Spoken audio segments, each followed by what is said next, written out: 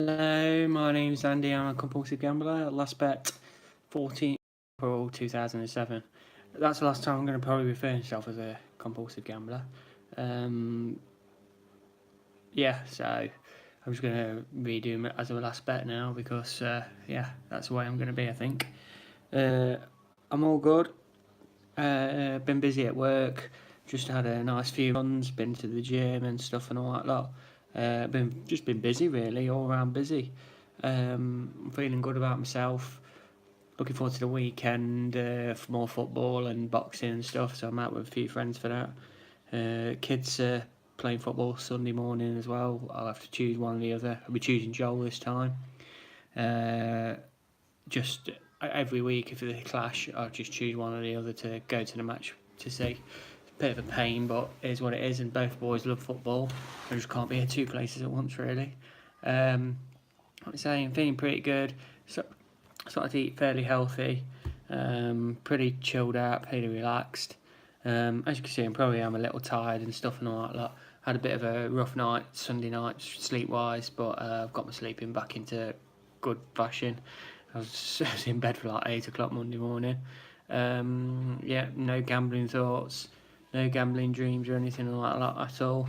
I'm just kind of relaxed about everything and good with life. So if anyone's got any comments, or feel free to chirp away and talk, let me know, and I'm happy to. Obviously, I talk to people every day, or every other day, roughly. People messaging me for like either help or just want to have a bit of a chat and talk privately, and that's good. Feel free to message me privately on Twitter at Barrowman79 or on my Facebook Messenger.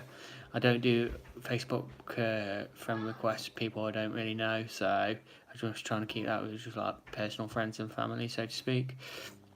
So yeah, I'm just like I say, I'm just an average guy who had a gambling problem. I'm probably going to do a little bit of my share.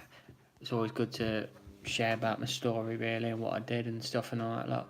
I like I say, it's well known fact that I played quite a lot of online poker. I won about 20 tournaments online, just paying like the initial fee to join a game, like 10 quid, 15, 20 quid. Thought I was really good, thought I was bee's knees, winning lots of money.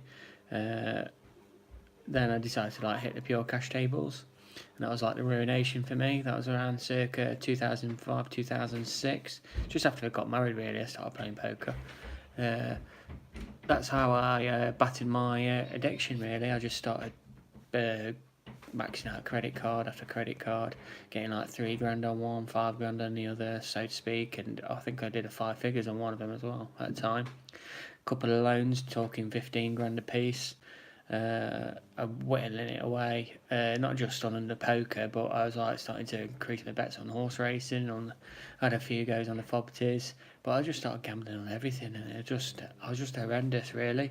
I was really, really in bad nick, and I did what I did. I was just in a complete bubble. I totally focused on one thing only, gambling. As soon as I got home from work, I was gambling. As soon as I woke up off nights, I was gambling. Wife knew I had a gamble and stuff and all that lot, and to this day she admits she was pretty naive about it all and stuff like that. So, hi Laura, no bet today, join the support group, slept a lot today, Storm here. FOBT are fixed odds betting terminals in the bookmakers. Laura, I'm glad you had no bet today, it's brilliant, and you've joined a support group, that's fabulous. Fabulous, I'm glad you have done. I hope it does alright. I mean, you're in Ireland, so you won't have fixed odds betting terminals, but they're in the bookmakers over here. You can play like a casino games on there and bandits and stuff.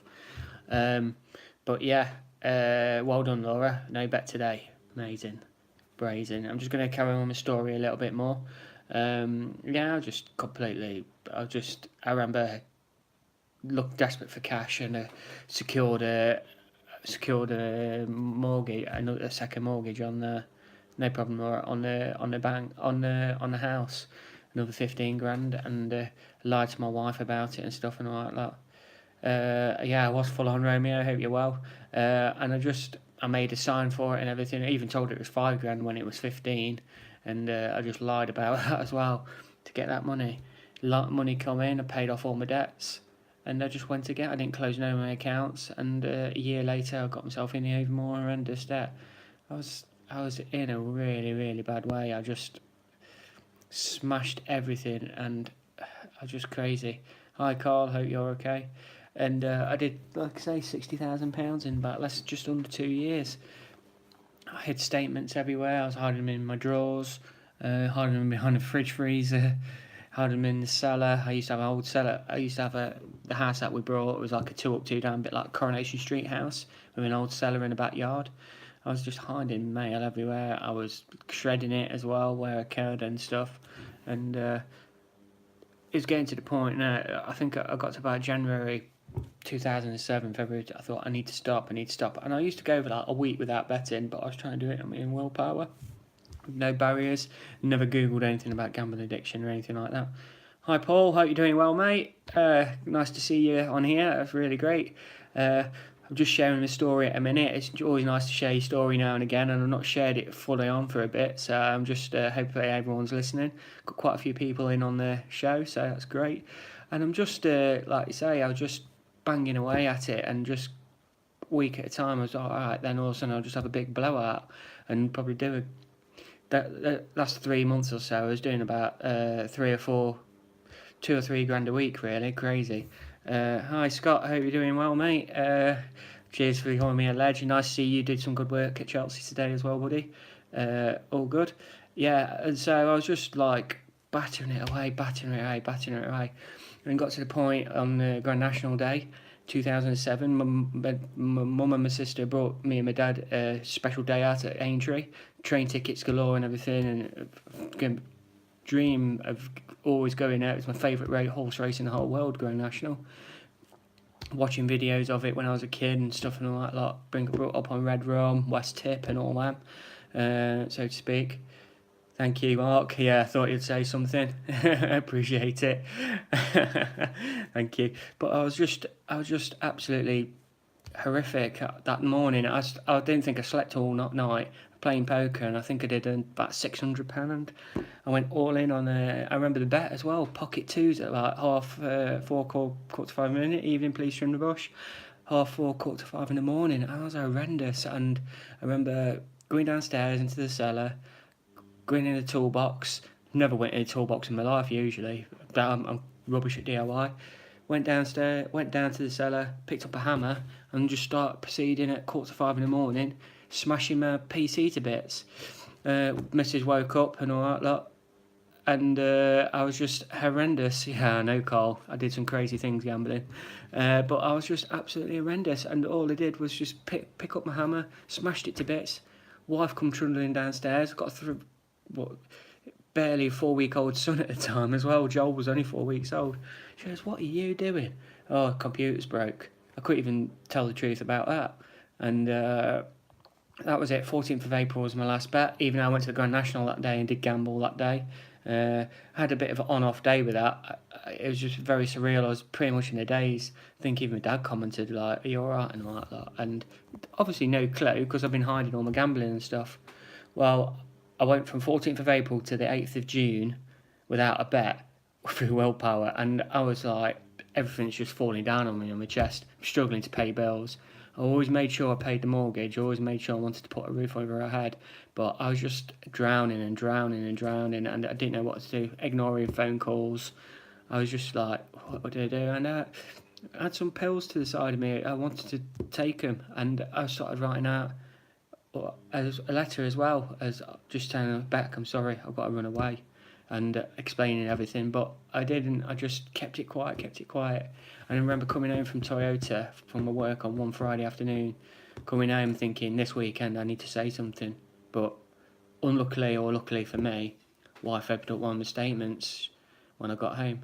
Obviously she was at home with the baby all day. She goes, "What's this?" And I just sat down and I just come out with a whole lot. Absolutely everything. Passed out all the credit cards, told her about everything, what I felt and what I'd done. Obviously, my wife, Becky, she's a very emotional girl at best of times, but she was inconsolable. Her jaw just dropped, it was swinging, and she's there holding my 3-month-old son who's giggling away, laughing, and I'm like, what have I done? At the pits of my at the pits. I was really, really low. Really, oh my God, what have I done? I'm going to lose everything here. Obviously, wife decided to say, right, get yourself cleaned up. You're not staying here tonight. She proceeded to phone her mum and dad, and obviously she was in bits.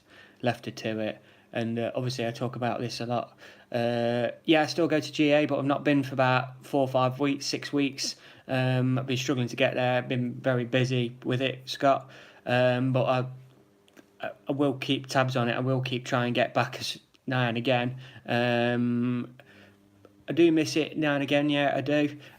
Sometimes I'm like, I procrastinate and I have not bothered. But I still like to get to my meetings, even if it's like probably, like I say, once. I mean, I'm due to go again, and I need to go probably just to keep myself going. But I'm just going to carry on with the story now again. And I still got one of my psychological barriers to this day, which is getting in the car and driving to my mum and dad's. It was like a 10-15 minute drive to my mum and dad's at the time. I usually had the radio on full blast with some dance music on and stuff, and that's how old I am. I'm very 90s trance and stuff and all that lot. Switched the radio off, switched CDs off, and just drove home. Drove back to mum and dad's with total silence. All that's ringing in my head was the Death March, and it was just going round and round and round in my head, and it was horrendous. And got to mum and dad's. What are you doing here? And I just proceeded to tell him everything. Mum and dad went absolutely ballistic.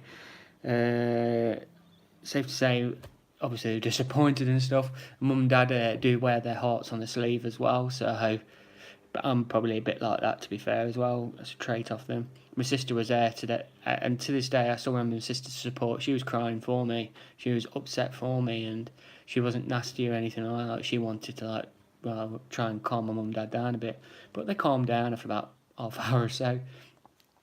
Realised I needed help. Got online, looked around bits, found Gamers Anonymous. I remember that night I stayed at you're not staying in the spare bedroom, you stay on the settee. Mum and sister went upstairs. Me and my dad had a brief chat. Poured me a single malt. He goes, "I'm glad you don't have a drink problem in a way, because you can't have all my scotch." Trying to make a little bit of life. As Mark says, not a fan of GA personally. He's fine with that, but what works for one, not necessarily for others. Absolutely each to their own. I can't agree more. Couldn't agree more. Exactly. Yeah. But like I say, I was horrendous. I remember Saturday morning going back to mum and dad's. My dad actually phoned my wife up, and my in-law say, "Don't leave him. He needs all the help he can get. You may have lost everything." The one thing he's probably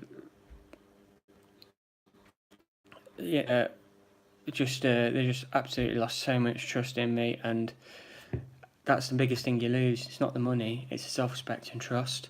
And it was horrendous for me, and I was absolutely downtrodden. Obviously, she was very wary of me, the wife. I slept downstairs that Saturday night as well, that weekend. We decided to go out for a little drink on the Sunday. She wouldn't let me hold her hand, or I was just walking by the side of her and stuff. And it took me a hell of a long time to build that trust up. I went to my first GA meeting on the Tuesday. I was kicking and screaming going, didn't really want to go. Still wanted to blame having a bad beat or the bookies and stuff, what I did and why did I do it and stuff. I felt up quite a lot of emotional anger and stuff like that. One thing I will say, it was a relief to get it all off my shoulders. But anyone who's thinking of coming out and stuff, you just got to remember you're passing on all your story or what you've done to them, and it's on them as well now. Went to that meeting on a Tuesday thinking no one's like me, feeling dead arrogant and don't want to know, if you know what I mean. Just absolutely horrendous, and I was really, really hard and really, really poor with it. And what I needed to do was just listen to this meeting. Went to this meeting, and everyone proceeded to kind of share their week, and 2 or 3 of them gladly shared the story, which is what I'm doing now. And I was like, yeah, I've done that. I was like a nodding dog by the end of it. Like, I've done that. I'm thinking, right, I need to keep going. And I just started going weekly to my local meeting, Derby. And I mean, I know a lot of people might find it cringy, and I know a lot of people don't find GA works for them and stuff, but it saved my life, really. it was a godsend for me, and it helped me so much with life and helped me improve as a person. I was like I say, quite a confrontational guy, if so to speak. I was a very, very if someone told me the grass was green, I'll tell them it was effing blue, and wasn't violent. I never punched a person in my life, and don't intend to if I can ever. But it helped me switch around, helped me relax, helped me not to shoot, first and ask questions later. Helped me to respect people's opinions, respect debates and stuff and all that lot. Yeah, Carl. Yeah, it does probably from meeting to meeting. I've been to many meetings around the country, and it does differ quite a lot. Some are more stringent, some are very more relaxed. The Derby ones on a Thursday tend to be more relaxed and just more of a discussion really, and quite enjoyable for me. Whereas some will just go for around one person at a time. But yeah, I just kept going back to JA, keeping life on check, and here I am now. I mean, like I say, it took me a while to get that trust back. Wife started trusting me. She must have trusted me because we've got 2 more kids now. I've still got a bit of debt. Don't get me wrong, I'm down to, 6-7 grand. But I've paid every penny back so far, what I owed and stuff on here. Brilliant. Oh, superb. Tell him day at a time, mate. Brilliant. 3 weeks clean. That's fantastic. And imagine he never thought it'd be that long before. If when he was gambling, I imagine he could never imagine being like 3 weeks clean. I know I can never imagine still now being 11 and a half years clean. It's crazy for me. It's just a day at a time. One day at a time for me. That's one thing I'll mainly take out of GA. I've heard a lot of less things. Listen to learn, learn to listen. I keep fighting, if you know what I mean. Good stuff. Like I say, end of the day, the debt's there. It's the only reason, like I say, with debts, money looks after itself, if you know what I mean. Great stuff. Please trim the brush. Well done on 3 months, mate. Brilliant. Good work. Thank you, Carl. Appreciate that. But yeah, I just kept going and kept going and kept going. And like I say, the further you go away from gambling, the debt's only going to go one way, and that's down. That's all I can say. It's all about time, money, and opportunity. When you feel like you're having a bet, all three of them come together, and you go gamble. It's all about getting them barriers in place. With easier to do the money on opportunity than it is the time, because the time is the biggest killer for me personally. You can get a lot of people who are bored. A lot of people who do message me are bored, and that's the biggest killer for a lot of people. And they're finding wanting to do something else. I mean, I took up getting fit and keep running and stuff and all that lot. Who would have told? I'd have laughed at you a few years ago that I've done 3 Great North runs, loads of countless Derby marathons, Nottingham half marathons and stuff and all that lot. I could run 10k in under 45 minutes. I can run a half marathon in under 1:45, and that's in a morph suit as well. But yeah, I'm just a humble person really now. I'm more relaxed. Don't get me wrong, I have my ego. Honestly, I have my bad days. I have days where I still have my quite nasty ways. Hi, it's Gemma, isn't it, on David's message thing. Yeah, I was just quite really just in a rut with it, and I just, like I say, trying to chill out and stuff and all that lot. One in a time of 3. Now I've done 3 Great North runs, Carl. 3 Great North runs. Amazing experience. I cried each time, I think, when I crossed the line. Cried more for the 2-mile walk after to the tram, but but yeah, I just carried on fighting my life and all that. Like, the reason I just started doing my vlogs, and people started like noticing them, and I just started to do it every couple of weeks, sharing. And I apologise. I'm sorry here at Gemma. You keep going again, day one again. Day at a time. Just split the day down, hour at a time if you can, anything like that. Message somebody if you need to talk to somebody. Tell somebody how you're feeling if you've got that urge. Try and break them links, get them barriers in place, get them credit cards or debit cards blocked if you can. Best thing for you, just get to a meeting or get through GamCare, or just try and get some help. Message somebody. Feel free to message me privately. I'm quite happy to talk to you. But as I say, my life's great. I mean, I've got a full-time job. I've got everything I ever chased I've got now. I managed to take my wife independently for the first time pay for my own holiday, because I've always been subsidised by parents and stuff, going away with them. And it was a massive treat for me and Becky to go to New York, and it was an amazing experience. And let me just block the idiot. I do apologise. Reported. Sorry about that, guys.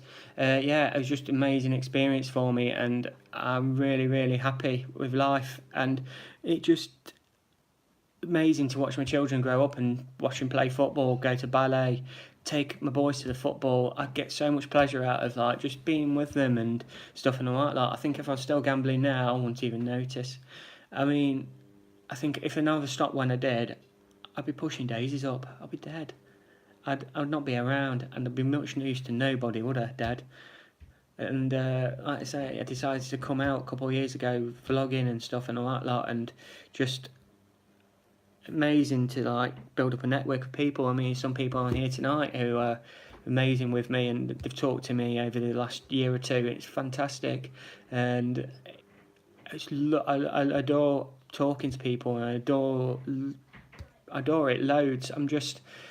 I get overwhelmed, I get sad, I get probably angry now and again. I get very happy. It's amazing to see people it be it 1 day, 1 week, 2 years, 10 years off gambling. You just keep going, just keep listening, keep talking and stuff and all that. I know people try and target like 30 days here, 60 days there. You know what the world record is for staying off gambling? It's 24 hours, 1 day at a time for me, really, and stuff and all that. Cheeky sod, Scott. I'm sorry, mate. Yeah, it's just in the kitchen, this is, mate. I rent the house, mate, so I can't really do a lot about it in a minute. So yeah, I know what you're saying. I've got 3 stories as well, so I'll try and climb up some stairs. The kids would wreck the place otherwise, mate. But yeah, and I'm just, like I say, I'm here day at a time. I'm always available to chat, to talk to and stuff and all like that. I feel good, I feel happy in myself. I'm very, very relaxed man, and I'm here to stay. I don't want to go anywhere. I'll keep fighting day at a time. I'm Andy, I'm a gambling addict at the end of the day. I love my date, 14th of April 2007. I would still get tetchy around it, like a couple of weeks before and things like that. And I make sure my barriers are in place totally, and just keep myself relaxed and calm. Make sure I need to talk to people I need to talk to, because I still need help. End of the day, I've got to look after myself. I've got to be number one. You have to be selfish. You have to look after your own self and try and stay away from gambling before you try and help others and stuff, or try and listen to others. I mean, all I can do with my compulsive gambling and stuff, and well, gambling and being a gambling addict and stuff, is share my story like this. Yeah, I do have a bank card now, Gemma, but it's a joint bank account, and my wife controls all the banking on it, which is good for me. That's an amazing barrier for me as well. So I'd also, if I did feel like gambling, I'll be straight on the phone to somebody, or I'll be messaging who I need to. Apologies for this. Do apologise. Give me 1 second. There we go. Sorry, I do get my trolls from time to time. Just ignore them. Thank you. Yeah, and I've just lost my thread a second there. But yeah, I just carry on with life. I just want to be normal, be boring, pay my bills monthly. Like I say, do normal things and stuff. Go and watch Derby play every weekend and stuff like that. As Scott could do with you, mate, at the back. But yeah, get him, Scott, mate. I get him. Just ignore him, mate. I've had worse off him. I don't know. It keeps coming back with the same name. It is what it is, mate. I know now. I was actually, Laura, I was gambling from a young age. I was like betting on the Grand National and stuff like that, Laura. But no, I started playing when it really kicked in was around 2005, 2006, where I knew I had a problem. Sorry, I just dropped my phone. And yeah, and that's how I started really getting hooked. I think, like I say, it's time's the biggest killer for me, and had plenty of it. And being online and stuff, it was so quickly, if you know what I mean. Yeah, I'm sure he can windmill, Scott. But it is what it is. Yeah, that's how I was. Yeah, Paul, It's been on under numerous different names, and it is what it is, Paul. I just ignore them, block and ignore, and that's all I can do. I had death threats on him the other week, threatening to like knife my wife and kids. Just gotta ignore them. I'm still waiting. I was going to order takeaway as well around my house one week. I did put an order in, but still waiting. That's what I did, Scott. That's the biggest thing for me: block, ignore, and carry on educating. As you say, massive passion for me is education. We talk about the dangers of drugs, sex, alcohol, and smoking in schools. Gambling should be there, if you know what I mean. Thank you, Gemma. I really appreciate that. I do thoroughly believe under 18s. I'm talking from probably 13, 14, because you're talking kids are gambling at that age as well. Even if it's like at school, like I remember like flicking nearest 10p to the wall and things and all that lot. I imagine it's a lot more expensive now. Back to when I was like 13, 14 in the mid-90s, early 90s. Imagine being 13, 14 now. I come to a conclusion a few months ago to tell my boys who are 11 and 8 what I do and how I do things and what I've done. I told them my story, and they were proud of me at the end of the day. Sorry guys.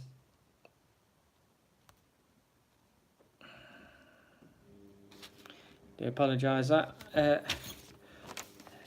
Anyway, yeah, like I say, I just got to, like I say, I thought I've got to tell my kids at some point, and I definitely needed to tell Joel before I went to senior school this year. So, and obviously with how kids have got mobile phones now and stuff and all that, like, I can imagine it's quite tempting to like bet and stuff and all that lot on there. And you got like the connotations of gambling and winning games and like apps and stuff in as well. Bit like I play on my phone now and again, play Score Hero or like Soccer Hero or something like that, and it's got like he lived the life of a footballer, and it's got the casino element in it and stuff and all that, like where you gamble to win things and all that. Don't laugh about it, Gemma. You can do it though. You got one day at a time. As I say, you'll put yourself back up from this low point. Remember when you wasn't gambling? Did you feel happy? Did you feel... I mean, you went a few times where you've gone a few weeks without gambling. Just try and go again, honestly. Life does get better. I know you struggle. I struggled between January and April in 2007 where I kept stop-starting and I thought I'd never stop it. And I laughed at your face if you told me then I'd be 11 and a half years gamble-free. Right, okay, your partner gambles. I hope your partner can support you in some kind of way. If not, please pick up the phone and talk, if you know what I mean. As you say, Laura, I had to get bailed out now and again when I first stopped as well, and I was just horrendous with it, and I was just like cap in hand to in-laws and everything like that. As you say, it's a silent addiction, Carl. With drugs and alcohol, it's all out there, and you can see it, and you can see it in a person's face. You can see the physicality of it. With gambling, they call it the silent addiction. Rings true, because I've just told you my story there. I hid everything for a couple of years until it got blown out of all proportion, and I couldn't hide it no more. It's horrendous, and like I say, you got to keep fighting with it, and that's why I do my vlogs and try and educate or talk to people as well as much as I can. I try to break that stigma, so to speak. I want to let the world know. I want everyone to kind of follow my story, follow my journey, and hope take inspiration from it. I can't make people do it. It's down to the individual at the end of the day. I can lead a horse to water, but I can't make them drink it. And you need to keep fighting and keep fighting one day at a time. Get them barriers in place. Do what works for you the most, and you will lead a better life. It does get better. I am going to be gone now. Thank you for tuning in. It was a bit of a midweek one, if you know what I mean, and a bit of an impromptu one on a Wednesday. I will be back on Sunday, and I do apologise. Let me just hide this one again. And I'm just done now. And thank you for tuning in. My name's Andy. Last bet, 14th of April 2007. Take care and see you Sunday at 8 p.m. Goodbye.